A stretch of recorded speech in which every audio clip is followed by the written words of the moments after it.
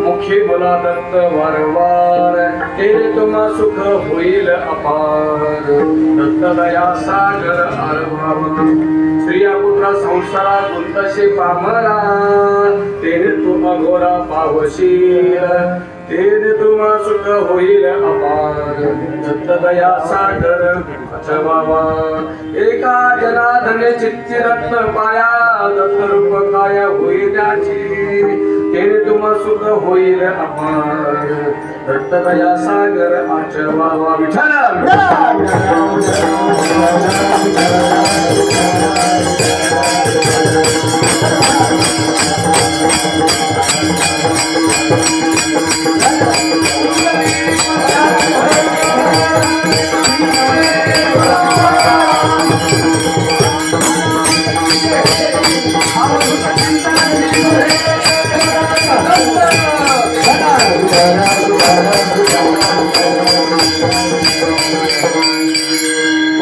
महाकाय सूर्यकोटि समप्रभा निर्विघ्नं कुर्मदेव सर्वकार्येषु सर्वदा गुरुर्ब्रह्मा गुरुर्विष्णु गुरुर्देवो महेश्वरा गुरुर्साक्षात् परब्रह्म तस्मै श्री गुरवे नमः हयोगपीते तटे भीमरत्यं परं पुण्डरीकाय धातु मुनीन्द्र समागत्य तिष्ठन्तमानन्दकन्दं परब्रह्मलिङ्गं भजे पावनं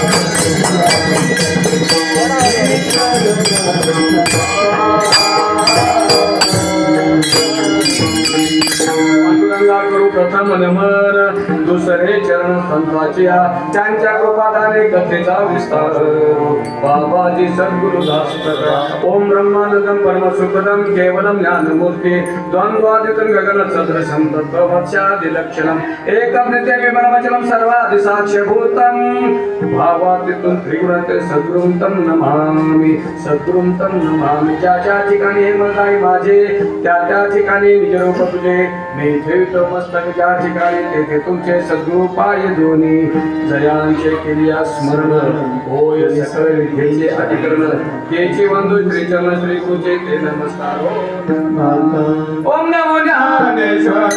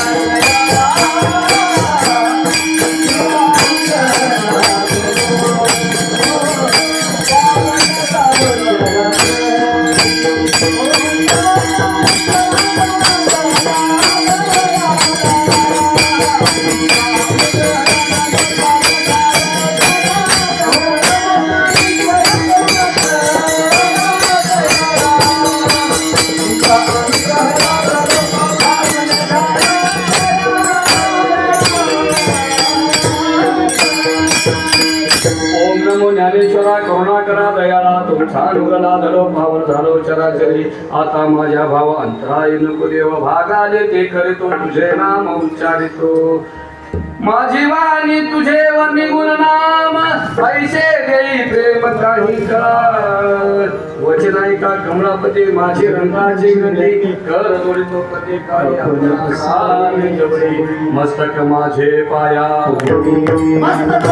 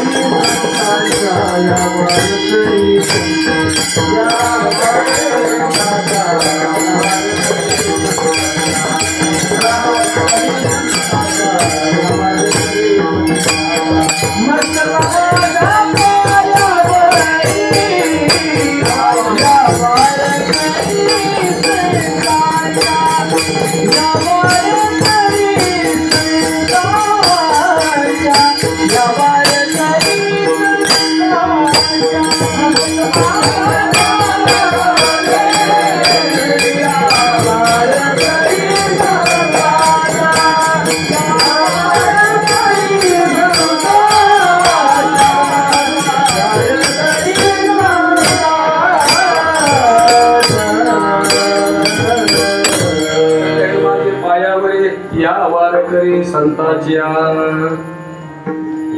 विठ्ठल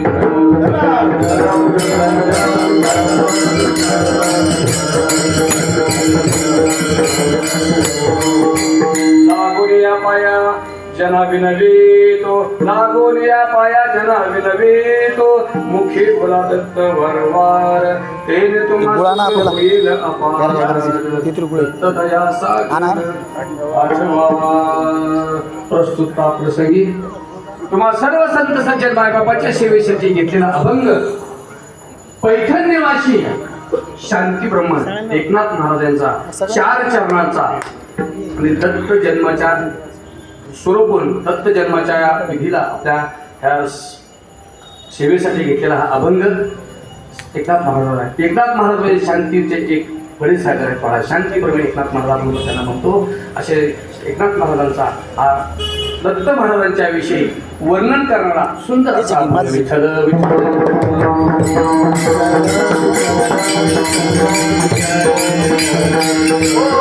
या अभंगामध्ये नाथ महाराज म्हणतात दत्त महाराजांचं वर्णन करतात आणि दत्त महाराज वर्णन करत असताना जर मुखामध्ये तुमच्या दत्त भगवान नामस्मरण काय होईल काय तुम्हाला प्राप्त होईल याचंही सुद्धा असं वर्णन करतात विठ्ठल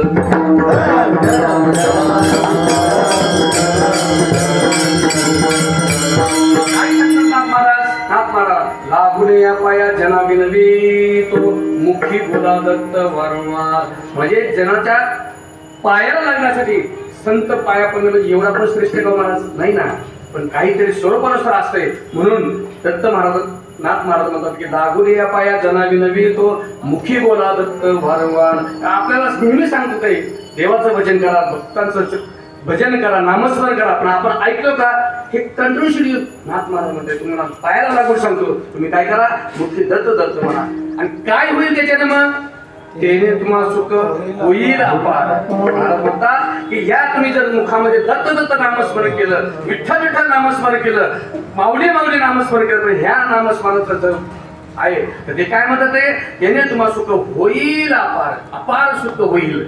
दत्त दया सागर म्हणजे दत्त भगवान नुसतं आठवण जर केली तो कसा आहे महाराज दया सागर. दत्त दया सागर आठवा. पण आपण काय करतो इकडे जात नाही, आपण हा रस्ता सोडून काय करतो परत स्त्री पुत्र संसारा गुंतसे पामरा देव तू अघोरा पावशे. महाराज लगेच सांगतात, लगेच रिपोर्टच देऊ लागला. तुम्ही जर समजा या दत्त भगवंताचं नामस्मरण नाही केलं, मुखामध्ये तुमच्या नामस्मरण नाही आलं तर तुम्ही काय करता या संसारामध्ये गुंतून तुम्ही अडकून पडाल, नवे अघोर जाईल म्हणजे पाप कर्मामध्ये तुम्ही जाल असं नाथ महाराजांनी खंतून सांगितले.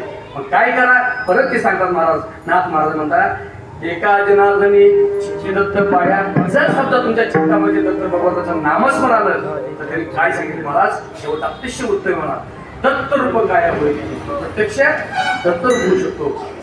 देव पाहायचे गेलो देवच होऊन गेलो. अशा प्रकारे तुम्ही होऊ शकता. तुम्ही काय करा त्याने तुम्हाला सुख जर पाहिजे असं तर काय करा दत्त भगवंताला वेळोवेळी आठवा. विठ्ठल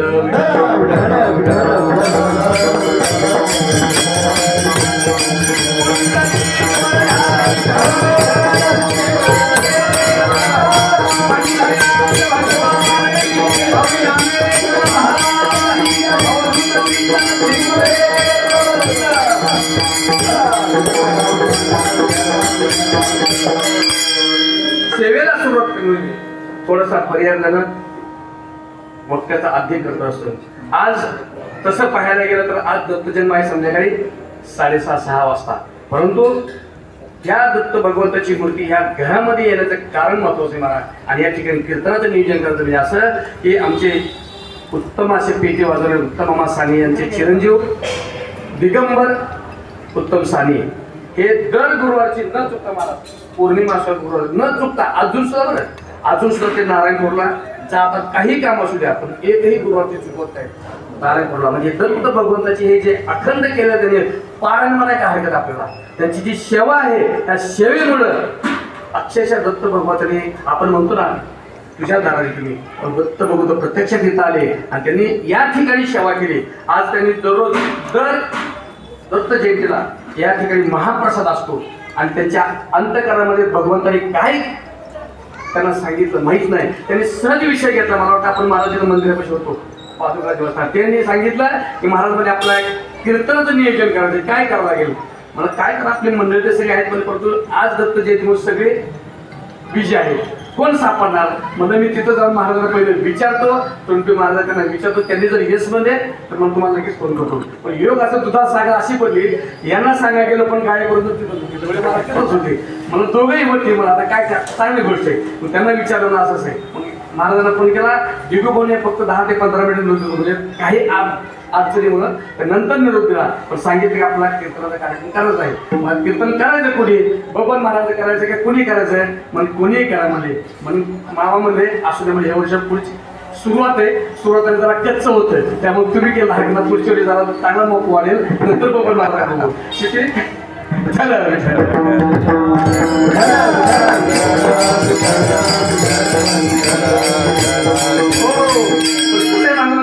सेवा करायची असली एकटा तरी एकटा सेवा. तुम्हाला माहिती तुकोबा महाराज सेवा कशी होती संध्याकाळी कीर्तन सुरू झालं 4 वाजेपर्यंत तुकोबाचं कीर्तन चालू असायचं आहे की नाही. आणि त्या काळामध्ये ऐकणारे श्रोते एक निघून जायचे पण तुकाराम आला त्याची दया कधी त्याचा विचार करणार एकटं तुकोबाराय भजन करायचे कीर्तन करायचे अशी सेवा कुठली 2 माणसाच्या 10 माणसात. पण मामाची इच्छा होती पण ह्या वर्षी तुम्हीच करा लोक कमी असतील पुढच्या वर्षी आपण बरोबर अजून ह्याच्यापेक्षा मोठा कार्यक्रम मला काय हरकत नाही. सेवेला सेवक झालो तुमच्या अहो स्वामी तुकया देवा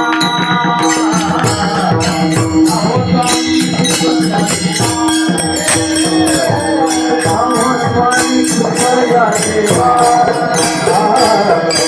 अहो स्वामी तुकया देवा अहो स्वामी तुकया देवा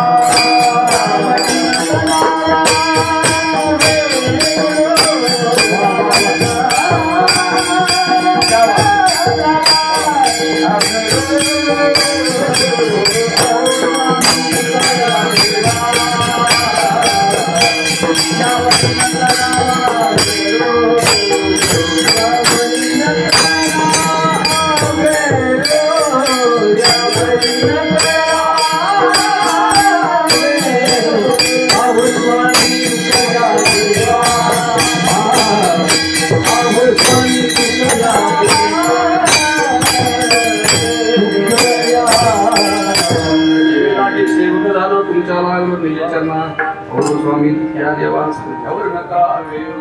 या ठिकाणी सेवाला आहे मला आणि या सेवेसाठी म्हणजे म्हणजे त्यांच्याकडे विद्यार्थी आपल्याला तुकोबराय चैतन्य वारकरी शिक्षण संस्था देऊ तुकोबरायच्या मंदिराला लागूनच आहे महाराज संस्था आणि त्या संस्थेमध्ये सर्व विद्यार्थी वर्ग आणि त्यांचे आदरणीय वंदने हरिभक्तपरायण पांडुरंग महाराज कोणते आज पांडुरंग या ठिकाणी प्रत्येक शाळेवरती काय तयार नाही मला आणि पांडुरंग झालेत नाहीत त्याबरोबर कोण आहे सदाशिवाचा अवतार त्याच्याबरोबर दुसरं मला गोरक्षनाथ दत्त महाराज आणि गोरक्षनाथ आपण सर्वांनी याच्यासाठी टाळ्या आणि आमच्या या परिसरातील असणारे गान कोकिळा आदरणीय हरिभक्तपरायण भगवान महाराज ठेकाळे असतील आणि दुसरे कीर्तनकार आणखी आमचे महादेव महाराज भांडोळकर आहेत यानंतर आमचे संतोष महाराज चिमुरडे आहेत मिळके महाराज आहेत आणि आमचे काकरा सम्राट आदरणीय ज्याच्यामुळे आम्ही काकरा शिकलो असे आमचे आदरणीय हरिभक्तपरायण विलासांना मोरे आणि बाकी सर्व आपले पीके मास्तर जाधव महाराज आमचे सर्वच आपल्या परिसरात ओळखीचे आहेत आणि श्री गुरुदत्त मंदिरातले श्रीराम मंदिराचे अध्यक्ष आज आमच्या समोर पाटील मोरे पाटील आपल्या समोर आले आहेत या सर्वांच्या सेवेचा आज मला खरं म्हणजे आज सेवेचे करण्याचा लाभ मिळाला माझं परम भाग्य महाराज मग महाराज म्हणतात मला तुमची एकत्र भाग्य नाही का कीर्तनकारांचं नाव काय अशोक विठ्ठल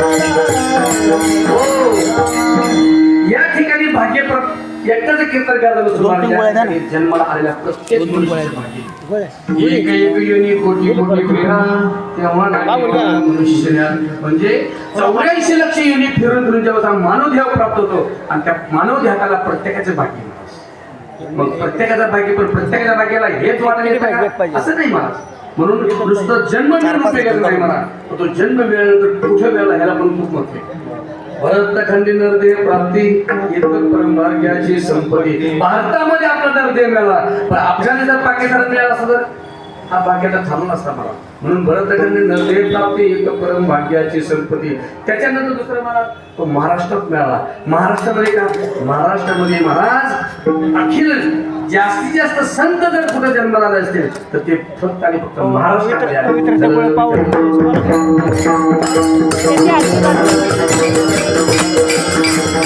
आणि या महाराष्ट्रामध्ये असून मला पुणे तिथं काय होणे आणि पुणे जिल्ह्यामध्ये महाराज आपलं एवढं परम भाग्य ज्या ठिकाणी आपण सूर्याला आणि चंद्राला उपमा देतो त्या प्रमाणे संत तुकोबर आहे आणि ज्ञानेश्वर महाराज आपल्या सान्निध्यामध्ये आपल्या त्यांच्या मांडीवर आपण घेतो आपण किती भाग्य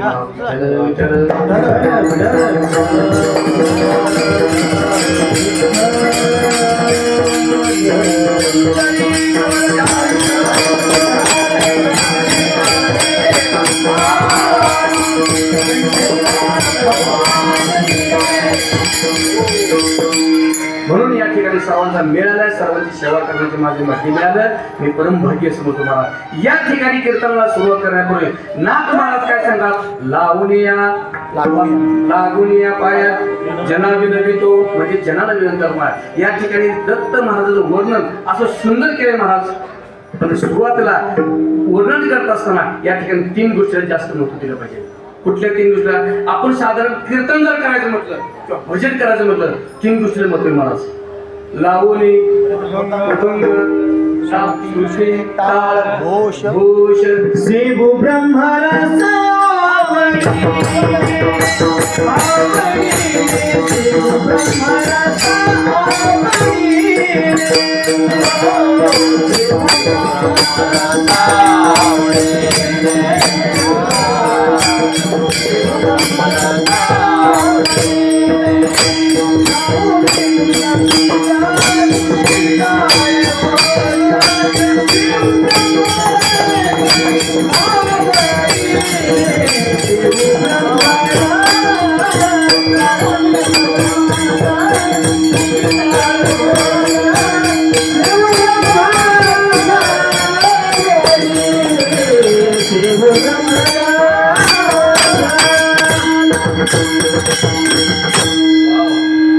लावणी, मृदंग, श्रुती, ताल, घोष, शिव. म्हणजे हा ब्रह्मरस जर सेवन करायचं असेल तर त्या 3 गोष्टीची आवश्यकता आहे. मृदंग, ताळ, घोष. बरोबर नाही? लावणी, मृदंग, श्रुती. समजा मृदंग नसेल, ताळ नसतील, कीर्तन होईल का? भजन होईल का? सगळी माणसं बघितली मला. म्हणून ह्या 3 गोष्टी ब्रह्मरस सेवन करत असेल ह्या 3 गोष्टीचं महत्व आहे. बरं, प्रपंचामध्ये सुद्धा ह्या 3 गोष्टीचे महत्व आहेत मला. प्रपंच करता प्रपंचावर 3 गोष्टी महत्वाच्या. कुठल्या? आपल्याला खायला अन्न पाणी लागते, बरोबर आहे. ह्या सुद्धा 3 महत्वाच्या गोष्टी म्हणजे कुठल्या? एक म्हणजे उदक, दुसरं धान्य आणि तिसरं अग्नी. विठ्ठल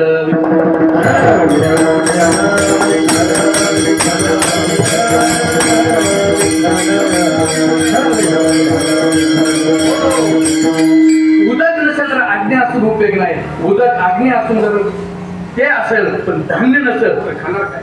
म्हणून प्रपंचासाठी सुद्धा आपल्याला जगण्यासाठी उदक, अग्नी आणि धान्य या 3 गोष्टीची आवश्यकता आहे मला. जसं या ठिकाणी परमार्थेमध्ये त्या ठिकाणी सुद्धा आहे. याच्या पुढे जाऊन मी सांगतो मला. लहान तुझी आमचे श्रीगुरु सांगतात की या पृथ्वी तलावरती मृत्यू लोकांमध्ये आल्यावरती 3 गोष्टीला सुद्धा महत्व दिले. या सुद्धा 3 महत्व गोष्टी कुठले दिल्या मला?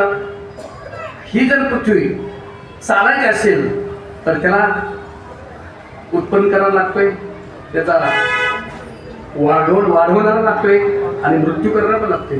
मृत्यू नसेल तर किती लोक होतील? किती लोक मरतील आणि म्हणून या ठिकाणी त्या सुद्धा 3 गोष्टीला महत्व दिले. म्हणजे कुठल्या? भगवंत म्हणाल ब्रह्मदेवाचे काम काय आहे?